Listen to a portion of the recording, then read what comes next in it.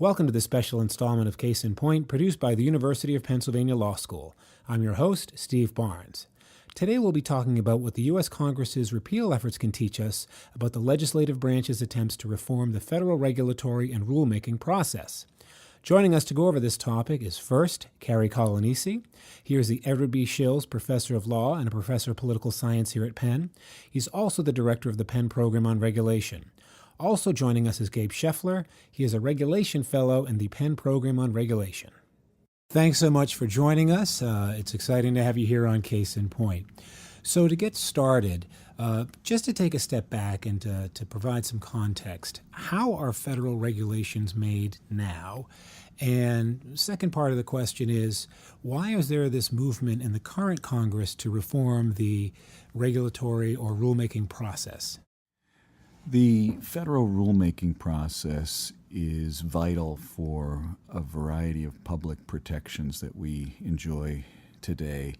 We're talking about a process that's carried out by federal departments and agencies, from the Department of Transportation to the Securities and Exchange Commission. These rules that are developed by departments and agencies cover a broad range of important issues: the safety of the cars we drive, the quality of the drinking water that we enjoy coming out of our faucet. These are all affected by the rulemaking process. Right now, the way that process works, it starts with a statute that Congress passes giving authority to an entity like, let's say, the Environmental Protection Agency to develop some rules on safe drinking water. The Environmental Protection Agency then, having been given that authority, goes ahead and issues a proposed rule, allows the public to file comments on that proposed rule, and then does a whole lot of analysis, cost-benefit analysis and the like, then issues a final rule. And when they've done that, that's binding law. Is binding as anything that Congress passes, and a water system that fails to follow an EPA safe drinking water rule can be penalized for that. So that's how the process works right now, and that applies across all agencies. You asked, why are members of Congress interested in reforming that process? In particular, why might they want to put in place some requirement that they, in Congress, have to approve a major rule before it takes effect? Well, I think there's different motivations among different members of Congress, but there is a general concern that rules are costly, and it can be. They also deliver important benefits that justify those costs in many cases. But people who bear the costs of regulation can and do complain about those costs, and they pressure their members of Congress to try to rethink the way that rules are made, and maybe to give a little bit more leverage to Congress to override, or even in some cases maybe someone would say obstruct the passage of new regulations designed to advance the goals that, again, Congress at the outset had told the agencies to develop. Great. Gabe, your thoughts? Just to add on to that, one of the main justifications for Congress delegating authority to agencies is that agencies are staffed with career professionals who have expertise in science, in economics, in a variety of different technical fields. And so they are more able to respond to the needs of the public and how developments in business and government are changing. And they're better able to put out rules that deal with these issues sometimes than Congress is. But, in sacrificing or in delegating some authority to agencies, Congress is in effect sacrificing some of its own control over the legislative process. And what we've seen is that some members of Congress are uneasy about the extent to which that that they no longer control this process, and they want to increase the extent of congressional involvement in the rulemaking process. And there are a few different bills along these lines, but the most prominent proposal, and the one that we talk about, is the Reins Act, which would require that Congress take affirmative action in order to approve new regulations before they take effect. And that would, in effect, dramatically increase the scope of congressional involvement in the rulemaking process. Currently there are a number of different statutes that govern the way that agencies put forward rules.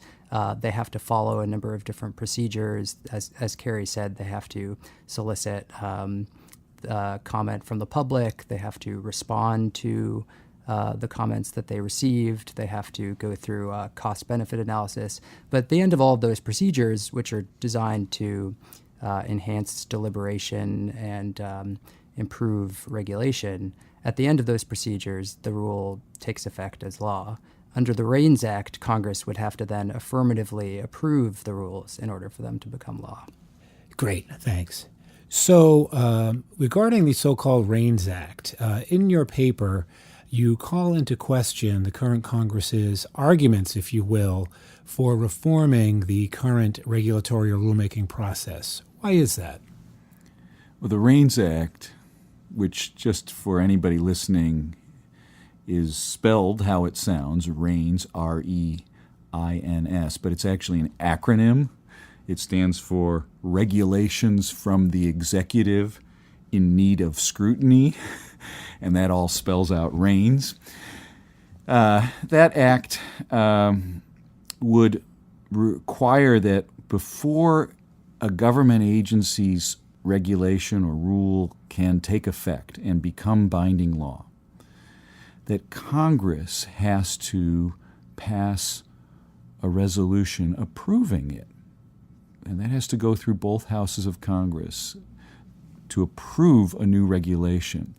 So here we have a situation where, as Gabe was saying before, Congress sees the need initially to delegate authority to an agency, to make use of the agency's expertise, to have the agency go through a public deliberative process and come up with a regulation. But then what the Reins Act would do is say, no, it's not all that work that the agency's done. It doesn't become law yet. It has to go back to Congress.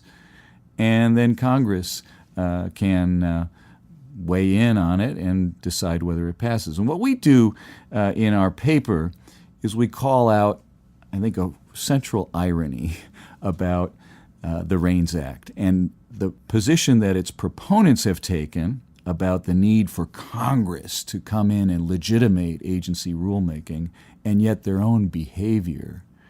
The members of Congress who are proposing this, their behavior over the last year has indicated that the congressional process can be as problematic, if not more problematic, than anything that agencies do.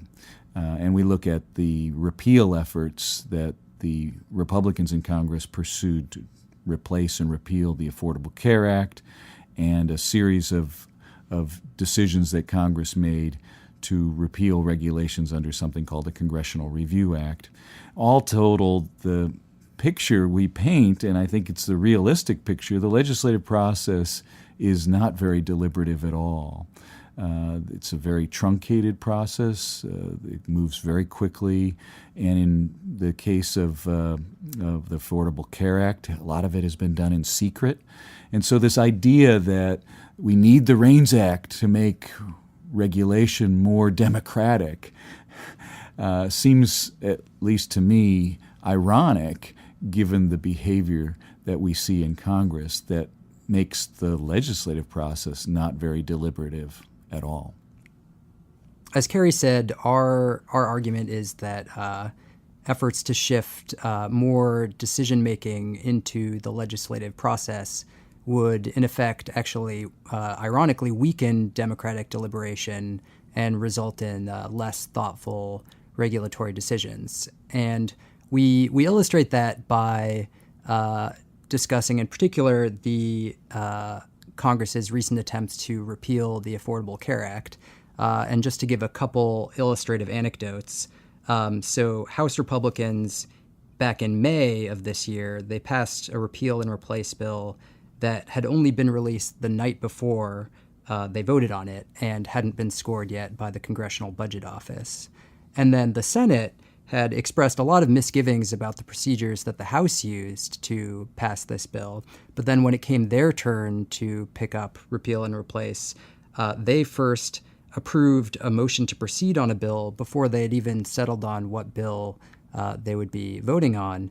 And then 3 Republican senators said that they would only vote for this bill if they received assurances from Speaker Ryan that it would never become law. And then later, this ended up failing, and Senators Graham and Cassidy revived the repeal and replace effort in September. But they ended up using a kind of similarly not deliberative legislative process. They held just a single legislative hearing. They released the final version of the bill only a few days before they were supposed to vote on it. And Senate leaders didn't plan to wait for a CBO score, and they were planning to only allow for 90 seconds of floor debate. So this is really a far cry from the traditional idea of the Senate as the most deliberative or thoughtful branch. What we're seeing now is that more and more under both Democratic and Republican administrations, most controversial legislation is being driven by party leaders and often bypassing the work of committees. I just want to echo that last point. The phenomenon that we talk about in the paper, although it focuses, as Gabe has said, largely on the Affordable Care Act and the replace and repeal efforts from this last summer, we have seen this same unorthodox legislative process playing out most recently over the Republicans' tax reform legislation. But as Gabe said, this isn't really exclusively a Republican phenomenon. The congressional process is just much less deliberative today than we might, as citizens, think it should be, given that it is thought to be, our source of our democracy. And the only irony here, I think, about Republicans is that they're the ones that are advocating the Reins Act because they want to make rulemaking more deliberative, and yet their own behavior is not advancing that same preference and value for deliberation in how they conduct themselves in their chambers. So you've discussed how Republicans are taking this unorthodox approach, using the Reins Act, potentially upending federal regulatory affairs and rulemaking. Yet the Democrats, as you alluded to, with the Affordable Care Act, effectively when Obama was in office and Democrats controlled both houses of Congress, passed the ACA without any real significant Republican support. So for the system to work properly moving forward, let's just assume as a hypothetical the Democrats regain the White House and both houses of Congress. Are we just going to see a never-ending process where whoever's in charge of the majority takes a our way or the highway approach? Or is there somehow a better way to move this process forward? To the extent you can prognosticate, it'd be great to hear your thoughts. Cary, let's start with you, please. Yeah, the last proviso, to the extent we can prognosticate. If we're talking about thinking ahead to 2020, that's a long way off, and predictions in politics these days are fraught with peril. But having said that, I think that hope springs eternal, that we can recalibrate and reach a better equilibrium in our politics than we have right now. There is a great deal of polarization taking place. However, to the extent that the Republican Party, as some are speculating, is imploding and going to be dragged down because of Donald Trump, if there's a period of Democratic ascendancy and the Democrats need to be a very big tent party to achieve that ascendancy, then maybe those factors will help recalibrate the system and we can get a better equilibrium about a truly deliberative democratic process in the Congress.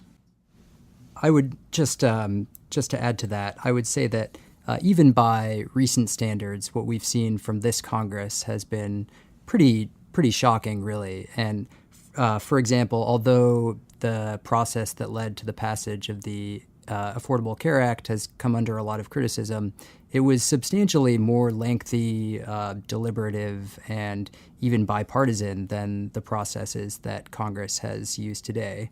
So I'm optimistic that what we've seen from this Congress is not necessarily going to be a bellwether for the future, but I think the jury's still out, and it remains to be seen to what extent this is a signal of more things to come.